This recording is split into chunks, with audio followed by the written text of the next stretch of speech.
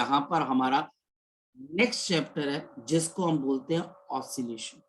सो हमारे पास next chapter है ऑसिलेशन, जिसको सिंपल वर्ड्स के अंदर हम सिंपल हार्मोनिक मोशन का चैप्टर भी बोलते हैं। It is we are studying about the आपके पास सिंपल हार्मोनिक मोशन, पर ड्यू टू टेक्निकल पॉइंट हम इसको ऑसिलेशन के नाम से जानेंगे। We will be studying about the oscillation. तो ये ऑसिलेशन एक तरह की हमारे पास नेचर में मौजूद हमारे आसपास होने वाली एक स्पेशल किस्म की मोशन को हम ऑसिलेशन की कैटेगरी में लेके आते हैं।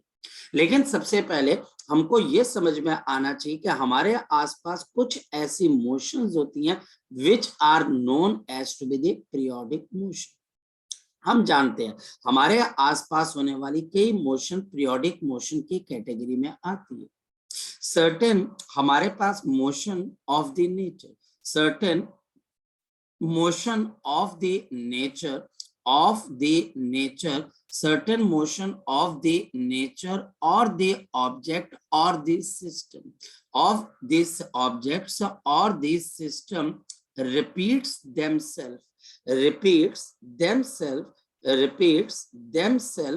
after a regular interval of time, after the regular interval of time. इनको हम कौन सी मोशन बोलते हैं? Interval of time. These are known as to be the periodic motion. Regular interval of time which is called time period, which is called time period of motion, which is called the time period of motion, time period of the motion आपके पास which is called the time period of the motion। और यह बच्चा हमारे पास periodic motion की category में आ जाती है। ये रेगुलर इंटरवल ऑफ टाइम के बाद अपने आप को रिपीट कर जाती है। दी वन रेपिटेशन या फिर बच्चा हमारे पास वन कंप्लीट आपके पास मोशन, वन कंप्लीट आपके पास motion, one complete motion, one complete motion. We have the one complete motion before a repetition, before the repetition is called, इसको हम क्या बोल देते हैं? This is called, हम इसको क्या बोल देते हैं? One cycle of the motion, one cycle of motion. यानी कि हमारे पास एक मोशन की साइकिल कंप्लीट हो जाती है, इसको हम पीरियोडिक मोशन बोलते हैं। ये पीरियोडिक मोशन हमारे नेचर में कोई ऑब्जेक्ट इसको फॉलो कर सकता है या कोई सिस्टम हमारे पास इसको फॉलो कर सकता है। हमारे पास यहाँ पर इसके कुछ पर्टिकुलर एग्जांपल आपके पास आ जाती है, जैसे motion of the earth, motion of the earth around the sun, the motion of the earth around sun। यहाँ पर ये एक पीरियोडिक मोशन है क्योंकि ये बार बार अपने आप को रिपीट करती है, और ये रिपीट करती है कितने टाइम के बाद अपने आप को? एक चक्कर, एक पूरा कंप्लीट मोशन बिफोर रेपिटेशन कितना टाइम लेती है? 365.25 डेज। ये हमारे पास इतना टाइम लेती है, ये हमारे पास इतना टाइम लेती है। Second, the motion of the moon around the earth, the motion of the moon, the motion of the moon around the earth. आप इसको किस कैटेगरी में लेके आओगे? आप इसको किस कैटेगरी में लेके आओगे? Periodic motion. ये भी अपने आप को रिपीट करता है और इसका टाइम पीरियड कितने के बराबर होता है? तो यू राइट डाउन, ये हमारे पास 28 डेज का टाइम होता है। ये हमारे पास यहाँ पर 28 डेज का हमारे पास टाइम होता है, जिसमें एक ऑब्जेक्ट किसी प्लैनेटरी सिस्टम, किसी दूसरी मैसिव बॉडी के आसपास मूव करने की कोशिश करते हैं। जैसे हमारे पास यहाँ पर आपके लिए एक और मोशन आ जाता है which is the motion of the Halley comet. Halley comet जो है वो 76 ईयर के बाद अर्थ के पास रिविजिट करते हैं। 76 ईयर मैंने देखा हुआ है, ये हेलिकॉमेट मैंने अपनी लाइफ टाइम के अंदर देखा हुआ है। 90 आई थिंक सो 4, 5 या 6 इन तीनों सालों में, मोस्ट प्रोबेबली 95, 96 के अंदर मैंने इसको देखा था। और शायद से आप में से कई बच्चे सब बोर्न भी नहीं हुए होंगे, तो अब ये 76 ईयर के बाद दोबारा से अर्थ पे वापस आएगा। यानी कि एक मोशन अपने आप को रिपीट करती है। जैसे कोई भी पर्सन सर्कुलर ट्रैक के ऊपर कोई गाड़ी चल रही है, the motion of the object on the circular track, ये पीरियोडिक मोशन है। जैसे कोई पर्सन हमारे पास कहता है the motion of the hands of the clock, the motion of the hands of the clock, ये सब के सब मोशन हमारे पास क्या आ जाती है, पीरियोडिक मोशन की कैटेगरी में आती है। और पीरियोडिक मोशन के अंदर एक कैरेक्टरिस्टिक टाइम पीरियड अपने आप उस सिस्टम का पार्ट बन जाता है। यानी कि आपको वहां पर बताने की जरूरत नहीं, वो उसी की कैरेक्टरिस्टिक है, बल्कि हमको ढूंढना है कि उसका टाइम पीरियड क्या है, कितने टाइम के बाद वो अपनी एक साइकिल को दोबारा से कंप्लीट करने के लिए आगे आएगा, वो time period. The time taken to complete one cycle, the time taken to complete one cycle of a periodic motion. जैसे यहां पर हमारे पास एक लड़की, मान लिया जाए देयर इज अ गर्ल, और वो हमारे पास लड़की क्या करती है, स्किपिंग द रोप। अगर हमारे पास motion of the skipped rope, the motion of the skipped rope, अगर एक रस्सी को हम स्किप करते हैं, एक रस्सी को बच्चे हम लेके उसके ऊपर हम कूदते हैं और वो उसकी मोशन होती जा रही है, तो मोशन ऑफ द स्किप्ड रोप क्या आ जाएगी आपके पास, ये आपके पास एक पीरियोडिक मोशन की कैटेगरी में आती है, क्योंकि वो रस्सी एक टाइम पीरियड के बाद अपनी मोशन को क्या करती है, रिपीट करती है। होप सो आप मेरी पॉइंट को समझ पा रहे होंगे, हाँ या ना। जैसे फॉर एग्जांपल आपके शहर के अंदर कोई गाड़ी है जो एक सर्टेन टाइम पीरियड के बाद चलती है, या आप बोलते हो यहाँ से होशियारपुर के लिए गाड़ी कितने टाइम के लिए चलती है, तो आप जवाब दोगे हर 10 मिनट में, तो वो 10 मिनट है उसके बाद वो गाड़ी वहां से जाएगी। तो क्या ये मोशन पीरियोडिक है? यस, ये मोशन मतलब एक रिलेटेबल है, रिलेटेबल है कि पीरियोडिक चीज बोलते किसको है, जिसमें ऑब्जेक्ट जो होती है वो बार बार अपनी मोशन को रिपीट करने की कोशिश करती है। मेरी बात को आप अंडरस्टैंड कर पा रहे हो।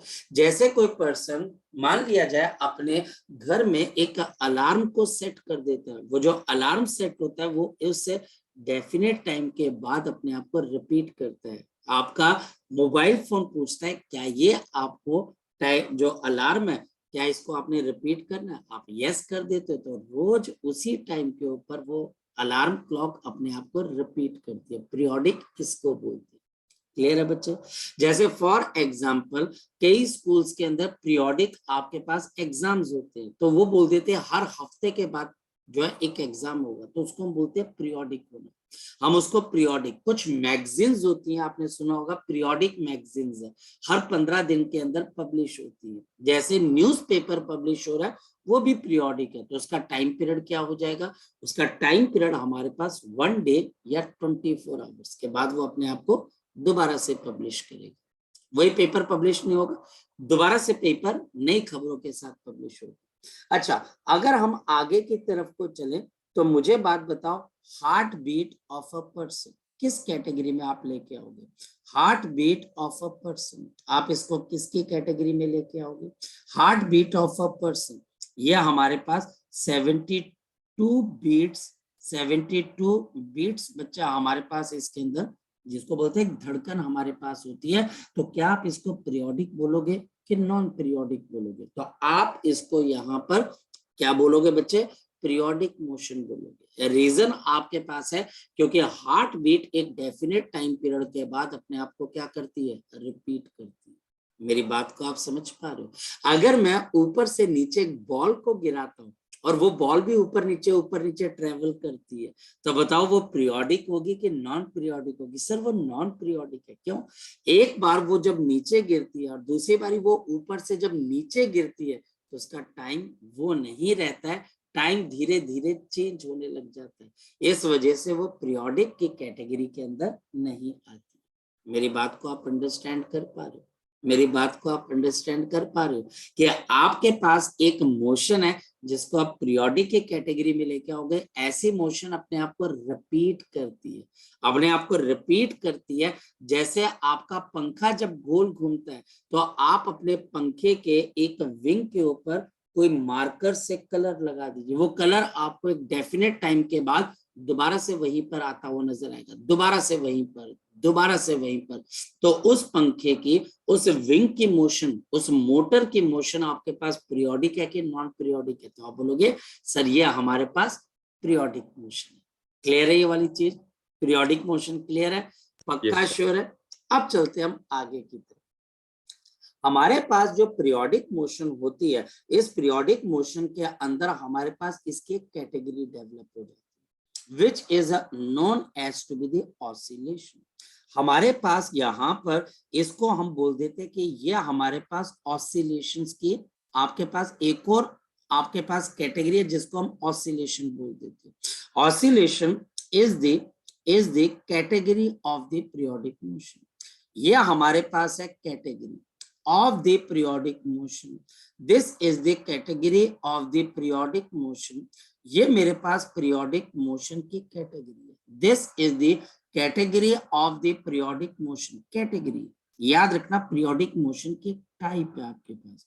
जैसे फॉर एग्जाम्पल कोई पर्सन कहता है कि इंडिया के अंदर पंजाबी लोग कौन है, तो आप बोलोगे ये वो इंडियंस हैं जो पंजाब के अंदर रहते हैं। एक एग्जाम्पल लेते हैं, अगर कोई पर्सन बोलता है क्या हमारे पास हैदराबादी कौन है, इंडियंस में हैदराबादी कौन है, तो आप बोलोगे जो हैदराबाद के अंदर रहते हैं। तो हमारे पास गुजराती कौन है, जो गुजरात के अंदर रहते हैं। तो ऑसिलेशन इज अ कैटेगरी, यानी कि सारी पीरियोडिक मोशन ऑसिलेशन नहीं होंगी, सारी पीरियोडिक मोशन ऑसिलेशन नहीं हो सकती है, लेकिन हाँ जितनी ऑसिलेशंस होंगी वो पीरियोडिक जरूर है, क्योंकि उसका टाइप है, क्योंकि कैटेगरी है, टाइप है बच्चा हमारे पास। This is a type of a periodic motion. For example हम बोलते हैं कि हमारे पास बहुत अलग अलग तरह के क्या है बच्चा, आपके पास यहाँ पर कपड़े हैं, लेकिन कपड़ों की भी एक टाइप होती है। हम बोलेंगे ये कपड़ा इस टाइप का है, तो बोलोगे ये कपड़ा है, बोले हाँ कपड़ा तो है, पर ये कपड़े की ये टाइप है। तो वैसे बच्चा हमारे पास हम बोलेंगे ऑसिलेशन है, पीरियोडिक है, लेकिन इसको हम ऑसिलेशन के नाम से भी जानेंगे। This is the category of the periodic motion with regular interval of time, जिसका हमारे पास रेगुलर इंटरवल टाइम है, with the regular time interval of repeating the motion. यहां पर भी मोशन रिपीट होता है, रिपीटिंग द मोशन। अब पॉइंट आपके पास आता है बट, लेकिन बच्चा हमारे पास लेकिन बच्चा हमारे पास number 1, the motion is a to and fro, the motion is a to and fro, the motion is a to and fro. अब बताओ टू एंड फ्रो का मतलब क्या हो गया? आगे जाना पीछे आना, आगे जाना पीछे आना, आगे जाना पीछे आना। The motion is to and fro, यानी कि मोशन आपके पास कंप्लीट नहीं होती है। कंप्लीट इन दिस सेंस बच्चे कि मोशन आपको टू एंड फ्रो, आपके पास यहाँ पर आगे पीछे ऊपर नीचे कुछ इस तरह की मोशन होती है। The motion is to and fro. Second है बच्चा हमारे पास द मोशन इज आपके पास रिस्ट्रिक्टेड या मोशन इज कंस्ट्रेंड, इसको कंस्ट्रेंड कर दिया जाता है। The motion is restricted, the motion is constrained, उसको बाधित कर दिया जाता है, उसको रोक दिया जाता है। The motion is constrained between two extreme position, between two आपके पास extreme position, between the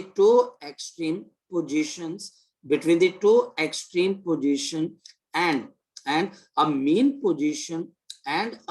position exists in between, and a mean position exists आपके पास in between, और इसके बीच में हमारे पास क्या रह जाती है, आपके पास एक मीन पोजीशन आ जाती है। तो ऐसी कैटेगरी को हम क्या बोल देते हैं, आपके पास ऑसिलेशन बोल देते हैं।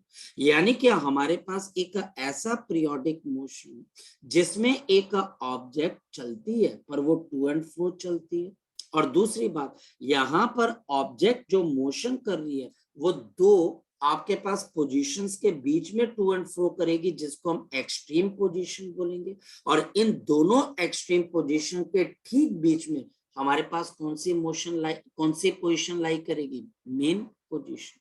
तो हम इस पीरियोडिक मोशन को क्या बोल देते हैं, this periodic motion is known as to be this periodic motion is known to be आपके पास the oscillatory motion, this is known as to be the oscillatory motion. कैसे, मेरे पास यहाँ पर सबसे पहली एग्जांपल आती है, ध्यान से समझो, हमारे पास सबसे पहली एग्जांपल आती है बच्चे, the motion of a string, the motion of a string on a guitar, motion of the string on the guitar. कभी आपने गिटार के ऊपर जो आपके वायर लगी होती है, कभी आपने उसके मोशन को देखा है, वो आपके पास इस तरीके से मोशन करती है। वो हमारे पास क्या करती है, दो एक्सट्रीम पोजीशंस के बीच में अपने आप को क्या करती है, मोशन को रिपीट करती है, आगे जाना पीछे आना, आगे जाना पीछे आना। ये रेगुलर टाइम इंटरवल के बाद होता है तो पीरियोडिक मोशन है। लेकिन इस पर्टिकुलर केस में हमारे पास दो ऐसी पोजीशंस होती हैं जहां पर बॉडी रुक कर वापस आती है, तो हम इस पीरियोडिक मोशन को क्या बोल देते हैं, ऑसिलेटरी मोशन। हम इसको ऑसिलेटरी मोशन बोल देते हैं। तो हमारे पास मान लिया जाए कि ये एक रस्सी है और इस रस्सी या वायर को आप दो आप सपोर्ट के बीच में आप क्या कर देते हो, बांध देते हो, और इसके बाद आप इसको अगर प्लग करके आप इसको पकड़ कर प्लग करके छोड़ देते हो तो ये हमारे पास क्या करती है, ये इस तरीके से मोशन करती है। ये हमारे पास टू एंड फ्रो, ऊपर और नीचे मूव कर जाती है। तो जो ऊपर वाली लाइन है वो हमारे पास एक्सट्रीम पोजीशन है, जो नीचे वाली लाइन है ये भी एक्सट्रीम पोजीशन है, और बीच वाली लाइन को आप क्या बोल दोगे, मेन पोजीशन। कंस्ट्रेंट होगी, बॉडी E1 से आगे नहीं जा सकती, E2 से नीचे नहीं आ सकती, और इन दोनों को हम एक्सट्रीम पोजीशन बोलेंगे और बीच वाले को हम क्या बोल देंगे, मेन पोजीशन। क्लियर है ये वाली चीज, क्लियर है ये वाली चीज। जैसे मेरे पास यहाँ पर नेक्स्ट आपके पास क्या आ जाती है, the motion of the simple pendulum, the motion of the simple pendulum. आपने सिंपल पेंडुलम के मोशन को देखा है कभी? अगर आप सिंपल पेंडुलम के मोशन को देखें तो आपको ये ऑसिलेशन और भी बढ़िया ढंग से समझ में आएगी। मेरे पास यहाँ पर एक सीलिंग है, इस सीलिंग से एक रस्सी लगाएगी, रस्सी के साथ हमने एक आपके पास मास को लगा दिया। अब यहाँ से ये जो आपका पेंडुलम है ये आपके पास ऊपर की तरफ को जा रहा है, ये हमारे पास ऊपर जा रहा है, और यहाँ से ये मास दोबारा से नीचे की तरफ को आता है, फिर ये यहाँ पर पहुंच के दूसरी तरफ ऊपर चला जाता है, फिर यहाँ से रुक कर ये वापस नीचे की तरफ को आता है। ये सिंपल पेंडुलम, ये हमारे आसपास सिंपल पेंडुलम है। अभी काइट का सीजन बच्चे हमारे पास चला गया, अभी हमारे पास यहाँ पर काइट का सीजन चला गया, तो उस काइट के सीजन के अंदर क्या देखा गया बच्चे, बताओ शाबाश। उस काइट के सीजन के अंदर ये देखा गया बच्चे कि अभी कई काइट जो है बिजली की तारों पे लटकी हुई है, हाँ या ना? तो जब हवा चलती है तो वो कौन सी मोशन करती है बच्चे, हमारे पास ऑसिलेशन करती है, वो टू एंड फ्रो मूव करती है हमारे पास, वो टू एंड फ्रो मूव करती है हमारे पास और ऑसिलेशन की कैटेगरी में आ जाती है। अब यहाँ पर बताओ, ये जो आपके पास पेंडुलम की सबसे लास्ट वाली पोजीशन है, इसको आप कौन सी पोजीशन की कैटेगरी में लेके आओगे, कौन सी, एक्सट्रीम पोजीशन। आप इसको भी किस कैटेगरी में लेके आओगे, बताओ शाबाश बच्चे। Now this is also the second extreme position. दो एक्सट्रीम पोजीशंस होती है, और जो बीच वाली पोजीशन है जहां से ये बॉडी आपके पास इसके बिल्कुल मिड पॉइंट पर आ जाती है, तभी तो इसका नाम क्या है, मीन। मीन का मतलब क्या हो गया, बीच का रास्ता। तो इसको हम यहाँ पर क्या बोल देते हैं, मीन पोजीशन। ये पीरियोडिक है क्योंकि इसका एक टाइम पीरियड होता है, आपने छोटी क्लासेस में भी देखा होगा, इसका टाइम पीरियड कितने के बराबर होता है, 2π√L/g, ये आपने छोटी क्लासेस में देखा होगा। ये पीरियोडिक मोशन होने के साथ साथ ऑसिलेटरी भी है, और क्यों, क्योंकि यहाँ पर बॉडी टू एंड फ्रो, ये दूर जाना मतलब टू और पास आना मतलब फ्रो, तो ये मेरे पास टू एंड फ्रो मोशन कर रही है, तो मैं इसको ऑसिलेशन की कैटेगरी में लेके आता हूँ। जैसे नेक्स्ट वन, मुझे एक बात बताओ कि मान लिया जाए मान लिया जाए कि मेरे पास यहाँ पर मैं एक स्प्रिंग लेता हूं, ध्यान से देखना, मेरे पास यहाँ पर एक स्प्रिंग है और इस स्प्रिंग के साथ मैं किसी मास को यहाँ पर अटैच कर देता हूँ। ये मेरे पास एक मास है और मैंने इसको अटैच कर दिया और अब मैं क्या करता हूं, यहां से इस पर्टिकुलर मास को आगे खींचता हूं। जैसे मैं इसको आगे खींचूंगा ये स्प्रिंग क्या करेगा, क्या ये स्प्रिंग एज इट इज रहेगा कि ये बच्चा हमारे पास आगे की तरफ को स्ट्रेच हो जाएगा? तो आप बोलोगे सर ये हमारे पास स्ट्रेच हो जाएगा, ये आपके पास स्ट्रेच होकर आगे चला जाएगा। अगर मैं इसको यहाँ पर रिलीज कर दूं, इस मास को यहाँ पे रिलीज करूं, बताओ ये मास कहाँ की तरफ हो जाएगा? बताओ ये मास कहाँ की तरफ हो जाएगा? तो ये मास पीछे की तरफ को भागेगा। और क्या पीछे आके ये रुक जाएगा? आप बोलोगे नहीं सर, ये हमारे पास पीछे आके रुकेगा नहीं, बल्कि पीछे आकर ये स्प्रिंग को भी क्या कर देगा, कंप्रेस कर देगा, ये स्प्रिंग को कंप्रेस कर देगा। फिर ये स्प्रिंग ओपन होगा और ये मास यहाँ पर पहुंचेगा, यहाँ पर आके रुकेगा नहीं, यहाँ तक पहुंच जाएगा। फिर ये वापस चलेगा और फिर बच्चा हमारे पास यहाँ पर पहुंचेगा, फिर ये स्प्रिंग को कंप्रेस करेगा, फिर ये ऐसे मोशन करेगा। तो बताओ ये मोशन हमारे पास क्या बन जाता है? ना this motion becomes N oscillatory motion. यहाँ पर ये सब काम एक डेफिनेट टाइम पीरियड के बाद होता है, लेकिन ये ऑसिलेशन क्यों है? क्योंकि यहाँ से इसकी मोशन शुरू हुई, इसको हम कौन सी मोशन बोलते हैं? शाबाश बताओ। ये हमारे पास है मीन पोजीशन। हमारे पास ये वाली पोजीशन आपके पास कौन सी आ जाती है? बोलो, एक्सट्रीम पोजीशन। ऐसा क्यों? क्योंकि इसके बाद बॉडी आगे नहीं जा सकती, पीछे आती है। और यहाँ पर हमारे पास ये चीज आपके पास क्या आ जाती है? Now this is also an extreme position. तो हम इसको एक ऑसिलेशन बोलते हैं। ऑसिलेशन के अंदर भी हम यहाँ पर क्या बोलते हैं? What is the cycle of the motion? The cycle of the motion, इसको हम क्या बोलते हैं? Is called one oscillation. This is called one oscillation. Oscillatory motion में आप साइकिल ऑफ मोशन को आप क्या बोल देते हो? One oscillation. वन ऑसिलेशन का मतलब क्या होता है? ध्यान से समझना। वन ऑसिलेशन के मेरे पास दो मीनिंग आते हैं। पहला मीनिंग देखते हैं। पहला मीनिंग है हम मीन पोजीशन से शुरू करते हैं, हम पहली एक्सट्रीम तक पहुंचते हैं, फिर हम बच्चे यहां से दोबारा मीन पे वापस आते हैं, फिर मीन से हम दूसरी एक्सट्रीम को टच करते हैं और जब हम दोबारा मीन पे आते हैं तो हमारे पास यहाँ पर एक ऑसिलेशन होती है। एक ऑसिलेशन के चार हिस्से होते हैं। याद रखना, एक ऑसिलेशन के कितने हिस्से होते हैं? चार हिस्से होते हैं।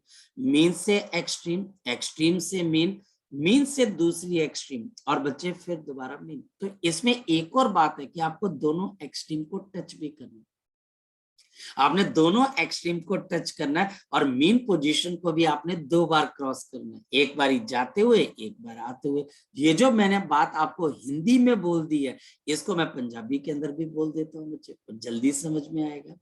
ਸਾਡੇ ਕੋਲ ਜਿਹੜੀ ਇੱਕ ऑसिलेशन है, ਆਪਾਂ ਉਹਨੂੰ ऑसिलेशन ਨੂੰ ਇੱਕ साइकिल ऑफ द मोशन भी कह सकते हैं। और उस ऑसिलेशन का मतलब बच्चे बिल्कुल समझने वाली चीज है कि ਆਪਾਂ दो एक्सट्रीम पोजीशन ਨੂੰ टच भी करना। टच करने का मतलब ਉੱਥੇ तक जाकर वापस अपनी मोशन ਨੂੰ परतना, यानी कि जाके वापस आना।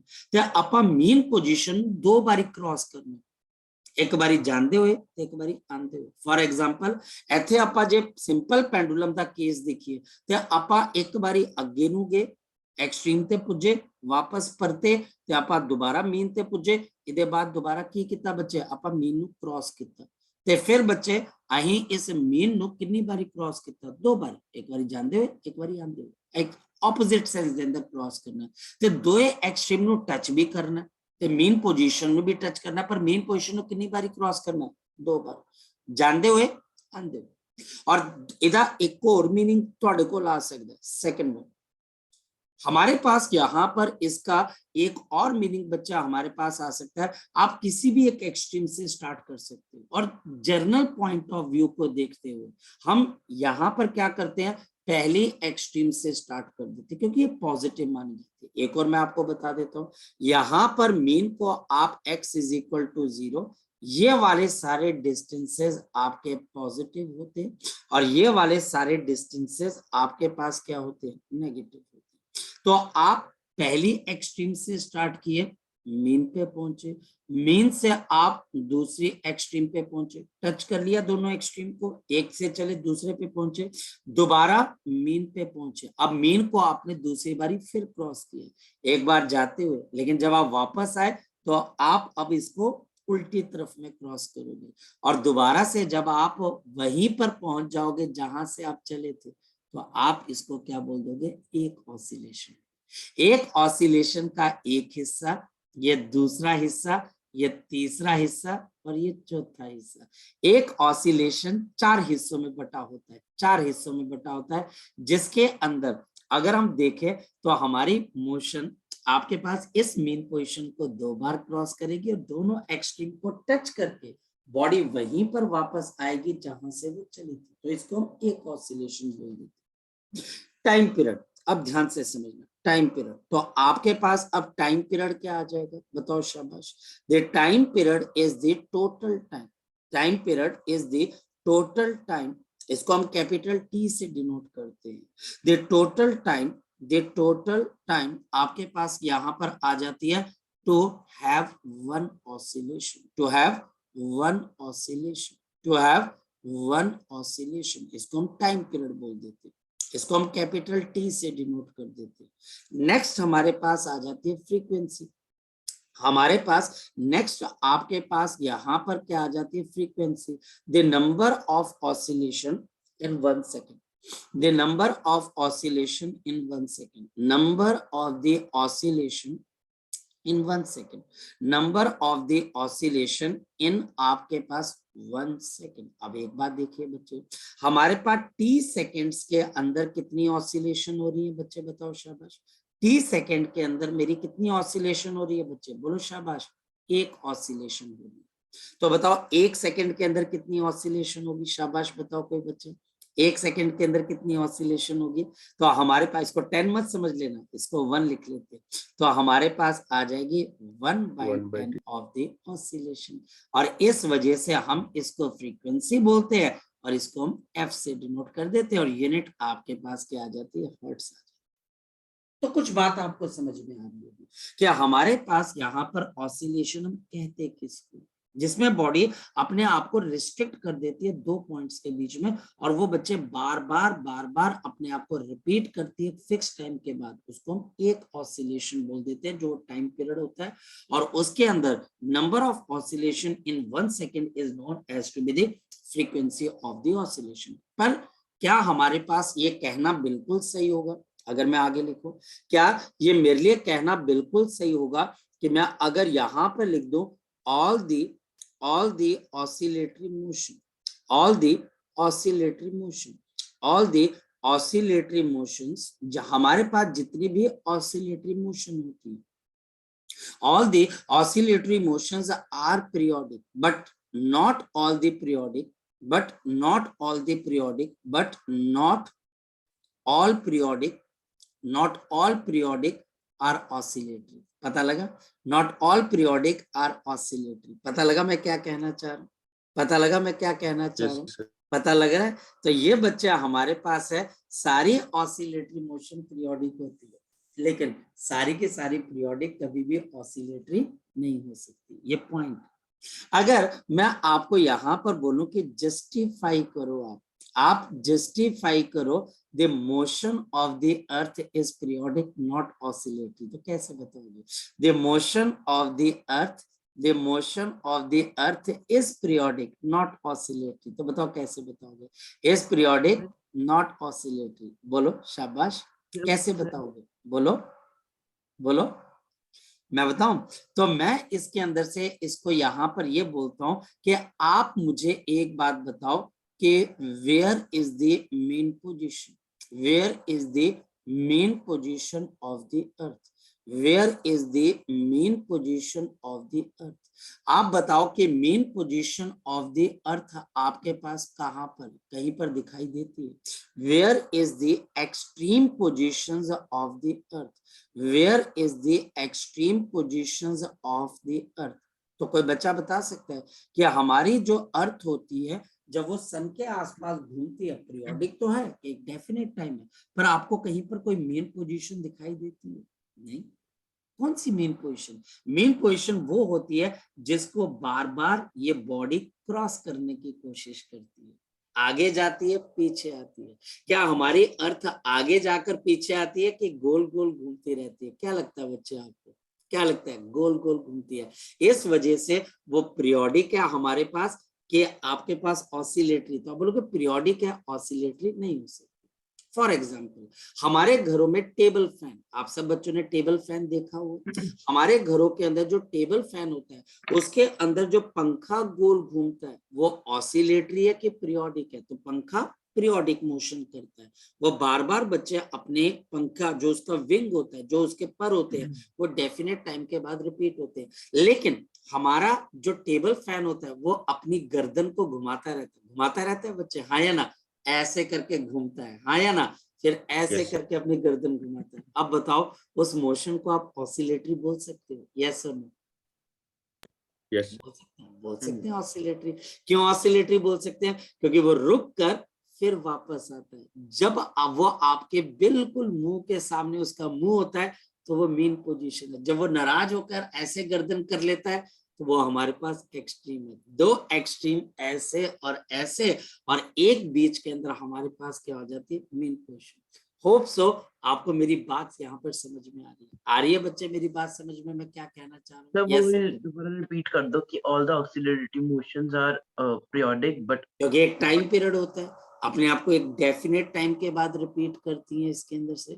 अगर मेरे पास यहाँ पर कोई लड़की किसी झूले पे बैठ के झूला झूलती, सोच के देखना, अगर मेरे पास कोई लड़की किसी झूले के ऊपर बैठ के, आप जब झूला झूलते हो या कोई लड़की झूला झूलती है, तो इसको धक्का देने वाला जो पर्सन होता है, not in the negative way कि इसको धक्का देके गिरा देगा, पॉजिटिव वे के अंदर जब कोई पर्सन यहाँ पर इसको धक्का दे रहा है ताकि ये झूला बच्चा हमारे पास लड़की झूल ले, तो वो धक्का जब देता है तो वो रेगुलर इंटरवल के बाद धक्का देता है कि कभी भी धक्का दे सकता है उसको? कि एक डेफिनेट है कि जब वो झूला उसके पास आएगा तब वो उसको धक्का देगा? बताओ शाबाश। रेगुलर होता है कि इररेगुलर होता है? बोल शाबाश। जब झूला उसके पास पहुंचेगा तभी तो धक्का मारेगा। मैं मेरा क्वेश्चन वो नहीं, वो तो मुझे भी पता है, वो तो उसको भी पता है, वो तो एक छोटे बच्चे को पता है। मैं बोल रहा क्या ये धक्का रेगुलर इंटरवल के बाद होगा या कभी भी हो सकता है? कभी भी वो धक्का मार सकता है कि जब वो रेगुलर है ना एक आपके पास, हाँ या ना? रेगुलरिटी है या नहीं है बताओ मुझे? रेगुलरिटी है। यानी कि रेगुलरिटी है तो एक टाइम पीरियड भी है। यानी कि ये जो आपका झूला ये रैंडम मोशन नहीं कर रहा है, ये आपके पास एक फिक्स टाइम के बाद इस पर्सन के पास आएगा और ये इसको धक्का मारेगा। एग्री करते हो? तो इसका मतलब इस झूले के पास एक टाइम पीरियड है, एक का रेगुलरिटी है, मोशन रिपीट हो रहा है, और ये रेपिटेशन एक टाइम के बाद हो रही है, तो पीरियोडिक मोशन है। लेकिन ये झूला बच्चे एक पॉइंट पर पहुंचने के बाद दोबारा वापस आता है, हाँ या ना? फिर यहां से बच्चे ऊपर चला जाता है, फिर यहां से नीचे आ जाता है। क्या ये झूला बच्चे हमारे पास जो पीरियोडिक मोशन कर रहा है, जो पीरियोडिक मोशन आपके पास कर रहा है ये झूला, ये पीरियोडिक मोशन ऑसिलेटरी की कैटेगरी में आ सकती है? तो बोलोगे बिल्कुल आएगी सर। और कैसे आपके पास आ रही है बताओ शाबाश? क्योंकि इसमें ये झूले की आपके पास कौन सी पोजीशन है? एक्सट्रीम। ये हमारे पास झूले की कौन सी पोजीशन है? एक्सट्रीम। और जब झूला बिल्कुल मिड पॉइंट पर होता है तो क्या आ जाती है? Mean point. क्लियर होगी बात बच्चे? क्लियर होगी बात, हाँ या ना बच्चे? Yes sir. अब कोई पर्सन क्या करता है, ध्यान से समझना, यहाँ पर ध्यान से समझना बच्चा। हमारे पास कोई पर्सन अब क्या करता है बच्चे, एक पर्टिकुलर हमारे पास रस्सी के साथ एक मास को पकड़कर इसको वर्टिकल सर्कल में गोल घुमा देता है। ये वर्टिकल सर्कल के अंदर गोल घूम गया। ये बच्चा हमारे पास जो आपके पास ये मास है, ये वर्टिकल सर्कल के अंदर गोल घूम रहा है। तो एक डेफिनेट टाइम के बाद ये वापस अपनी मोशन को रिपीट करते हैं। एक डेफिनेट टाइम के बाद होता भी है। आपका हाथ एक डेफिनेट टाइम के बाद अपने आप को रिपीट करता है।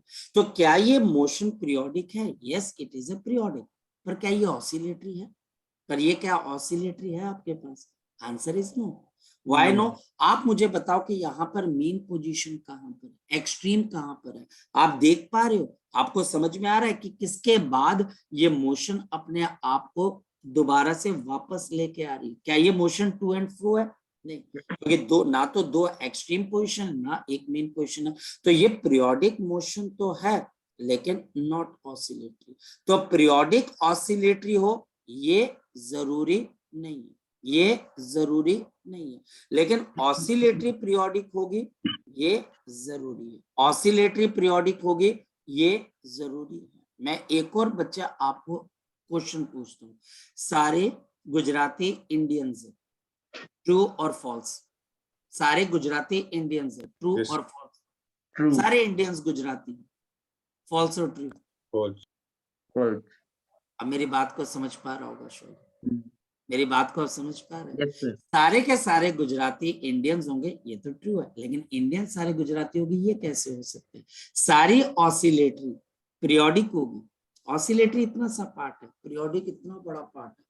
तो आप ये बोलते हो कि सारी पीरियोडिक मोशन हमारे पास यहाँ पर सारी पीरियोडिक मोशन ऑसिलेटरी हो ये जरूरी नहीं है, पर ऑसिलेटरी पीरियोडिक होगी ये जरूरी है। बच्चे मेरी बात को समझ पा रहे हो? जैसे अगर आपको बोला जाए कि फिजिक्स +1 का पार्ट है तो आप बोलोगे हाँ, लेकिन +1 फिजिक्स है बच्चे, तो आप बोलोगे नहीं, इसमें तो मैथ्स भी आती है, उसमें केमिस्ट्री भी आती है, उसमें बायो भी आती है, उसमें अंग्रेजी भी आती है, उसमें हिंदी भी आती है, उसमें आईटी भी आती है, सब कुछ आता है। तो होप सो आप मेरी बात को अंडरस्टैंड कर पा रहे हैं, हाँ या ना? हाँ या ना? Yes sir. अब हमारे पास क्या होता है बच्चे, ऑसिलेटरी मोशन के अंदर, ऑसिलेटरी मोशन के अंदर बच्चा एक क्वेश्चन पूछता है। बच्चा ये बोलता है कि सर ऑसिलेटरी मोशन हुई क्यों? ये पीरियोडिक थी, ये आगे जाकर वापस क्यों आई? मुझे एक बात बताओ, अगर आप अपने घर से निकलते हो, एक जनरल सा क्वेश्चन पूछ रहा हूं, आप अपने घर से निकलते हो और सडनली जैसे कोई पर्सन घर से निकला एकदम से वो वापस आ जाता है, पहला क्वेश्चन आप उससे क्या पूछते हो? क्या भूल गया? है ना? ये तो होता है, क्या भूल गया तो क्या क्या ऐसी चीज भूल गया जिसको लेने के लिए तू वापस आया? पहला दिमाग के अंदर बात ये है। तो यहाँ पर ऑसिलेटरी मोशन आगे जाकर फिर वापस आता है। जैसे मैंने यहाँ पर एक कटोरी रख दी, मैंने यहाँ पर एक फ्रिक्शनलेस कटोरी रख दी बच्चे इस तरीके से, और इस कटोरी में मैंने एक आपके पास फ्रिक्शनलेस बॉल BALL बॉल को रख दिया, और जैसे मैं इसको यहाँ पर छोड़ूंगा, फ्रिक्शन कहीं नहीं है, इस बॉल को जैसे ही मैं इस कटोरी के अंदर छोड़ूंगा, बताओ ये बॉल क्या करेगी? ये यहीं पे रहेगी या नीचे गिरेगी? तो आंसर है ये नीचे गिरेगी। क्या ये नीचे गिर के बच्चे रुक जाएगी? फ्रिक्शन तो कहीं पर भी नहीं है, तो ये बच्चा हमारे पास ऊपर चली जाएगी। फिर ये ऊपर जाने के बाद रुक जाएगी आपके पास कि नीचे आ जाएगी? फिर ये नीचे आ जाएगी। तो इस मोशन को आप पीरियोडिक बोलोगे? हाँ, क्योंकि आप देखोगे कि आपकी ये मोशन एक टाइम के बाद रिपीट कर रही है। लेकिन क्या ये ऑसिलेटरी भी? आप बोलोगे यस, ये ऑसिलेटरी।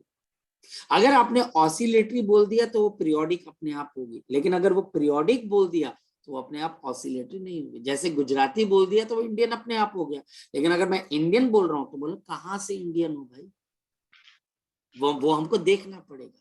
तो यहाँ पर बताओ एक्सट्रीम पोजीशन कौन सी है? बताओ ये वाली, ये हमारे पास एक्सट्रीम पोजीशन E1 आ गई, या हमारे पास एक्सट्रीम पोजीशन कौन सी आ गई? शाबाश बताओ बच्चे, E2। और ये वाली पोजीशन को आप क्या बोलोगे? बोलो शाबाश, इसको आप क्या बोलोगे? Mean position. इसको मीन पोजीशन है क्योंकि ये बिल्कुल आपके पास मिड के ऊपर है।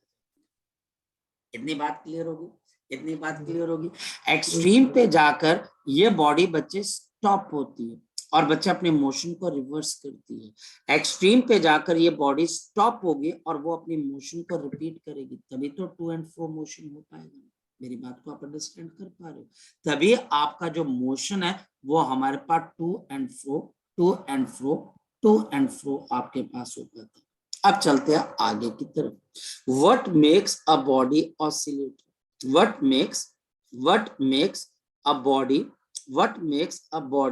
body to perform oscillation, to perform oscillation, to perform the oscillation, to perform the oscillation.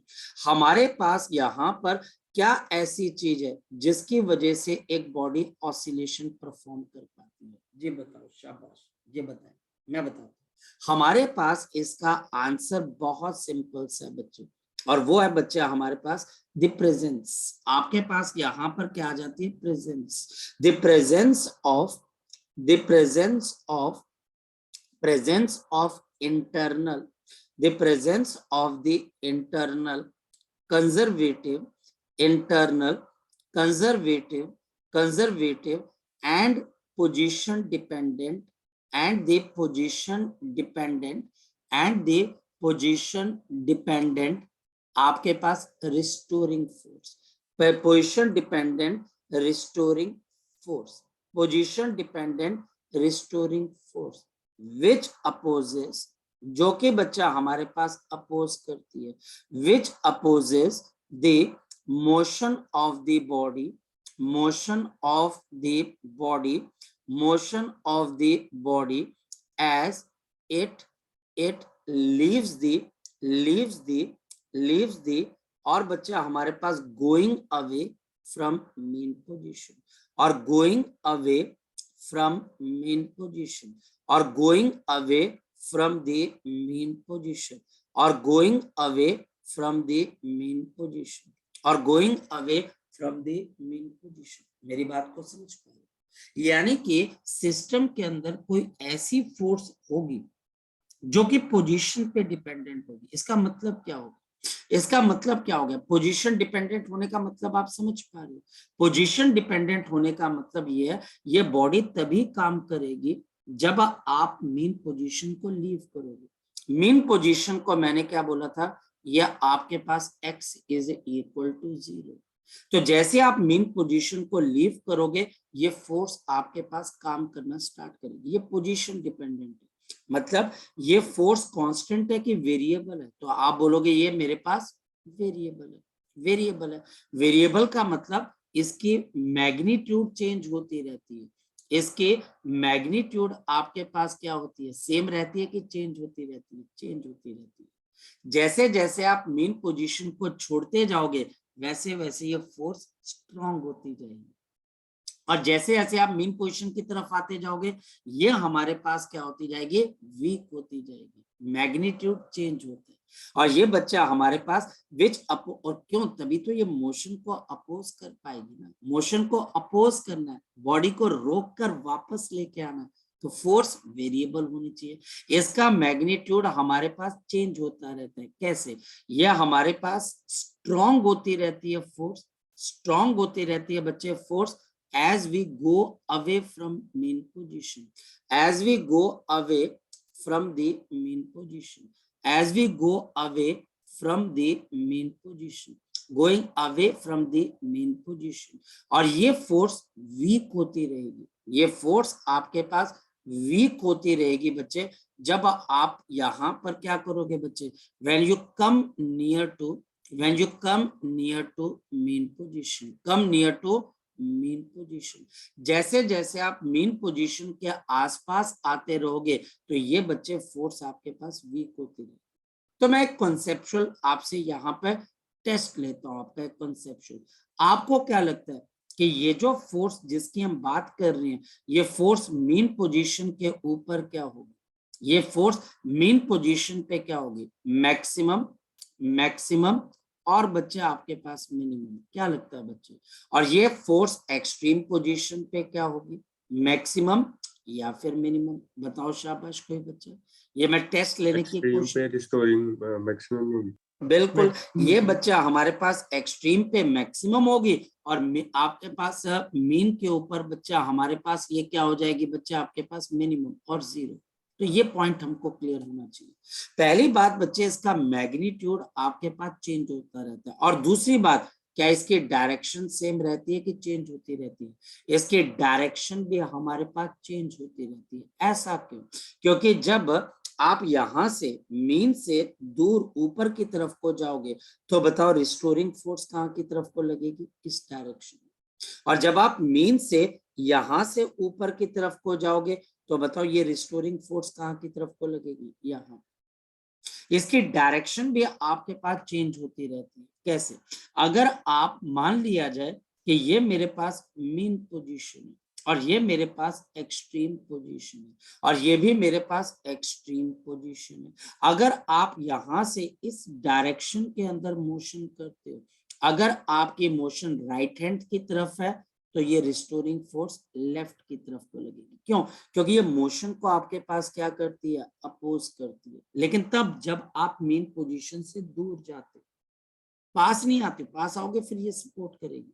और बच्चे जैसे आप मीन से इस तरफ को मोशन करोगे तो क्या होगा, अब बताओ, ये रिस्टोरिंग फोर्स आपको क्या करेगी, यहाँ पर इस डायरेक्शन के अंदर आपके पास काम करना शुरू कर देगी। तो ये वेरिएबल फोर्स, ये हमारे पास यहाँ पर वेरिएबल फोर्स है, both by magnitude and the direction. तो किसी भी बॉडी के ऑसिलेशन होने की वजह हमारे पास क्या है, presence of internal conservative and हमारे पास पोजीशन डिपेंडेंट, जो कि मैग्नीट्यूड और डायरेक्शन दोनों के ऊपर डिपेंड करेगी। ये स्ट्रांग होगी जब आप मीन को लीव करने की कोशिश करोगे और वीक होगी जब आप मीन पोजीशन की तरफ आओगे, as it leaves or going away from the mean position। तो ये हमारे पास ऑसिलेशन को करवा देती है। अब यहां पर अगर आपको आगे एक क्वेश्चन पूछा जाए, द मोशन ऑफ द, अब ये क्वेश्चन है बच्चे हमारे पास, क्वेश्चन है the two and fro motion of the swimmer, the two and fro motion of the swimmer, the motion of the swimmer, the two and fro motion of the swimmer in the water। आप इसको किस category में लेके आओगे, in the water. आप इसको क्या बोलोगे, ये ऑसिलेटरी मोशन है, ये ऑसिलेटरी मोशन है, ट्रू या फॉल्स? बड़े ध्यान से जवाब देना, ये ट्रू है या फिर बच्चा हमारे पास फॉल्स है, क्या लगता है आपको? जो एक स्विमर पानी के अंदर, स्विमिंग पूल के अंदर टू एंड फ्रो मोशन कर रहा है, तो क्या बोलोगे आप, इसकी मोशन ऑसिलेटरी है, ट्रू या फॉल्स? ये ऑसिलेटरी नहीं, पीरियोडिक हो सकती है। फॉल्स है। फॉल्स है। रीजन क्या बच्चे हमारे पास इसके अंदर से? बिल्कुल सही है, ये फॉल्स है। पर रीजन क्या है? क्योंकि यहाँ पर स्विमर के ऊपर कोई रिस्टोरिंग फोर्स काम नहीं कर रही, कोई ऐसी फोर्स काम नहीं कर रही है जो स्विमर को रोक के वापस बच्चे मीन पोजीशन, स्विमर को वापस मोड़कर बच्चे हमारे पास स्विमिंग पूल के सेंटर तक लेके, वहां पर स्विमर अपनी मर्जी से अपनी मोशन को रोक रहा है और रोक कर वापस आ रहा है। तो हमेशा याद रखना, टू एंड फ्रो मोशन के साथ साथ ये भी ध्यान रखना है कि क्या वहां पर कोई फोर्स है कि नहीं। इस स्विमर के ऊपर there is no restoring force acting, यहाँ पर कोई रिस्टोरिंग फोर्स काम नहीं कर रही है जो कि आपके मोशन को बार बार रिपीट कर रही है। कोई बच्चा बोलते हैं फ्रिक्शन, बेटा फ्रिक्शन कंजर्वेटिव फोर्स नहीं है, और फ्रिक्शन बच्चे पोजीशन डिपेंडेंट भी नहीं होती है। तो स्विमर यहाँ पर no doubt to and fro motion कर रहा है और यहाँ पर इसकी मोशन पीरियोडिक की कैटेगरी में भी आ सकती है, लेकिन ये हमारे पास यहाँ पर ऑसिलेटरी मोशन नहीं हो सकती क्योंकि there is no restoring force, there is no position dependent force जो कि इसकी मोशन को रोक कर वापस वापस हमेशा सेंटर मीन पोजीशन की तरफ को लेके। क्लियर हो गया? यहां से कॉन्सेप्ट हमको क्लियर होता है। अब एग्जैक्टली हमें पूरी पिक्चर क्लियर होती है बच्चे कि ऑसिलेटरी होती कैसे है। ऑसिलेटरी मोशन हमारे पास, अब बताओ कि कैसे होगी oscillatory motion? To and fro motion, yes और नो? ऑसिलेटरी मोशन में मेरे पास दो एक्सट्रीम पोजीशन होती है, एक मीन पोजीशन होती है। और ऑसिलेटरी मोशन में सबसे इंपॉर्टेंट क्या है बच्चे? सबसे इंपॉर्टेंट क्या है बच्चे? Presence of restoring force. ये रिस्टोरिंग फोर्स हमारे पास कैसी होनी चाहिए? एक इंटरनल होनी चाहिए, दूसरी कंजर्वेटिव होनी चाहिए, दूसरी कंजर्वेटिव होनी चाहिए तो फ्रिक्शन अपने आप निकल जाती है बच्चे पिक्चर में से। तीसरी हमारे पास पोजीशन डिपेंडेंट होनी चाहिए, तीसरी या हमारे पास पोजीशन डिपेंडेंट होनी चाहिए। अगर ये सारी चीजें, और हाँ ये भी है बच्चा हमारे पास, ये हमारे मोशन को अपोज करती है। कब अपोज करती है? या हमारे पास मोशन को अपोज करती है बच्चे, या मोशन को अपोज करती है जब आप अवे फ्रॉम मीन पोजीशन जाओ। और मैं आपको इसका एक और आपको कैरेक्टरिस्टिक बता देता हूँ जिससे और भी हेल्प हो जाएगी। ये रिस्टोरिंग फोर्स हमेशा क्या होती है? This is always directed towards mean position. आई बात समझ में? इसकी डायरेक्शन हमेशा बच्चे मीन पोजीशन की तरफ होती है। It is always directed towards the mean position. अगर आप मीन पोजीशन को लीव करते हो पहली एक्सट्रीम की तरफ, तो ये रिस्टोरिंग फोर्स यहाँ लगेगी। लेकिन ये ग्रो करती है, ये बच्चे ग्रो करती है फोर्स, यानी कि जब आप यहां से इधर जाओगे तो ये फोर्स ग्रो करती है। क्यों? क्योंकि ये पोजीशन डिपेंडेंट है, ये वेरिएबल है, इसकी वैल्यू चेंज होती है। और जब आप दूसरी एक्सट्रीम की तरफ को जाते हो तो क्या हो जाता है? जब आप दूसरी एक्सट्रीम की तरफ को जाते हो तो बताओ फिर ये फोर्स कहाँ की तरफ को लग जाती है? इस डायरेक्शन में। तो जब आप राइट की तरफ को जाते हो तो ये फोर्स लेफ्ट की तरफ को लगती है, और जब आप लेफ्ट की तरफ को जाते हो तो ये फोर्स राइट की तरफ लगती है। और इसकी वैल्यू भी चेंज होती रहती है, और मेन पोजीशन को क्रॉस करने के बाद डायरेक्शन भी चेंज होती रहती है। वैल्यू बढ़ती भी रहती है, कम भी होती रहती है। आई मेरी बात समझ में बच्चे? आई मेरी बात को समझ Yes, में? sir. आई है ना? तो ये हमारे पास ऑसिलेटरी मोशन। अब हमारे पास यहाँ पर बच्चा एक क्वेश्चन आप मेरे साथ उठा सकते हो, बहुत वैलिड है बच्चे, उस क्वेश्चन को उठाना बहुत वैलिड है। और वो बच्चा हमारे पास वैलिड क्या आ जाता है? Sir there is also a term which is known as to be the vibrations. अब सर वाइब्रेशंस भी तो होती हैं, क्या वाइब्रेशंस टू एंड फ्रो होती हैं? बिल्कुल टू एंड फ्रो होती है बच्चा हमारे पास, बिल्कुल टू एंड फ्रो हो जाती है। तो वाइब्रेशन हमारे पास जब टू एंड फ्रो आपके पास करती है तो सर हम इसको ऑसिलेशन से कैसे अलग मान सकते हैं कि ये हमारे पास ऑसिलेशन हो? मैं आपको समझाता हूँ। हमारे पास वाइब्रेशन क्या हो जाती है, याद रखना, oscillation, oscillation of very small amplitude, of very small amplitude, of very small आपके पास क्या आ जाता है? एम्पलीट्यूड। जब आपकी अर्थक्वेक आती है, जब हमारे अर्थक्वेक आती है बच्चा हमारे पास, तो अर्थक्वेक से हमारी जो जमीन होती है वो शुक करती है, यानी कि वो बच्चे आपके पास हिलती है। वो भी बच्चे एक तरीके से आपके पास टू एंड फ्रो मोशन करती है, पर हम उसको वाइब्रेशन बोलते हैं, ऑसिलेशन। अगर हमारे पास किसी बॉडी के ऑसिलेशन कुछ इस तरीके से हो जाए कि मेन और एक्सट्रीम बहुत ज्यादा दूर ना हो, मेन और एक्सट्रीम बहुत ज्यादा दूर ना हो, ये बहुत पास पास लाई करे, और इस टू एंड फ्रो के मोशन के कैटेगरी को आप क्या बोल देते हो? Vibration. The oscillation of very small amplitude, it is known as to be the vibration. Vibration एक अलग टॉपिक है, हम इसको ज्यादा डिटेल में नहीं करते हैं। जैसे गिटार की जो स्ट्रिंग है वो क्या करती है? वो वाइब्रेट करती है कि ऑसिलेट करती है? तो आंसर है वो हमारे पास एक्चुअल के अंदर वाइब्रेट करती है, हमारे पास वाइब्रेशन करती है, क्योंकि ऑसिलेशन का एम्पलीट्यूड बहुत छोटा होता है। जैसे अगर मान लिया जाए आपके घर में कोई बर्तन नीचे गिरता है तो वहां पर बच्चे हम बोलते हैं वो वाइब्रेट किया, वाइब्रेशन आपके पास प्रोड्यूस हुई।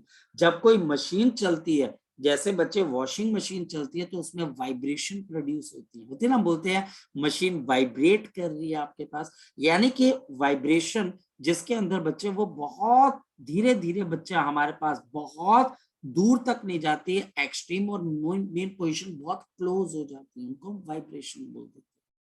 तो ऑसिलेशन का बच्चे मेन पर्पस, जो मेन बच्चे फंडा है, वो याद रखना बच्चे, प्रेजेंस ऑफ आपके पास एक फोर्स है। अगर कोई बच्चा ये नहीं मानता है, सपोज कि हमारी अर्थ की जो मोशन है, अगर कोई बच्चा नहीं मानता है कि हमारी अर्थ की मोशन जो है वो आपके पास ऑसिलेटरी नहीं हो सकती, आप बोलते रहते हो यार ऑसिलेटरी थोड़ी ना, ऑसिलेटरी थोड़ी ना, तो आप उसको एक और चीज बता सकते हो। आप सारी चीजें समझाने के बाद बोल सकते हो या हमारी अर्थ रोटेट कर रही है और बीच में हमारे पास यहाँ पर सन है, और ये अर्थ हमारे पास यहाँ पर एक सर्कल में जा रही है। इस अर्थ के ऊपर कौन सी आपकी इंटरनल रिस्टोरिंग फोर्स लग रही है? तो आप बोलोगे कोई भी नहीं। ग्रेविटेशनल फोर्स जरूर इस पे लग रही है, पर वो रिस्टोरिंग फोर्स नहीं है, ये इसके मोशन को अपोज नहीं कर रही है, बल्कि ये इसके मोशन से कौन से एंगल पे लग रही है आपके पास, 90 डिग्री पे। तो यहाँ पर भी देखो बच्चे, ये ऑसिलेट नहीं कर सकता। तो एक चीज बच्चा हमारे पास क्या आ जाती है, अगर हम जगजोत समझने की कोशिश करें तो हमें ये बात समझ में आती है, पीरियोडिक मोशन ऑसिलेटरी की कैटेगरी में तब एंटर करती है जब सिस्टम के अंदर कोई ऐसी फोर्स आती है जो कि उसकी मोशन को रोकने की कोशिश करती है, उसको दूर जाते हुए रोक कर वापस बार बार लेके आती है। तो आज हम इस टॉपिक को यहाँ पर फिनिश करते हैं। अब अगर कोई भी चीज आपको नहीं समझ में आई होगी, यू कैन आस्क मी, आप ये मुझे कह सकते हो, और जो भी डाउट होगा वो आप मुझे सेंड कर दीजिएगा। चलिए अभी आप इसको रिपीट कर लीजिएगा। Okay bye.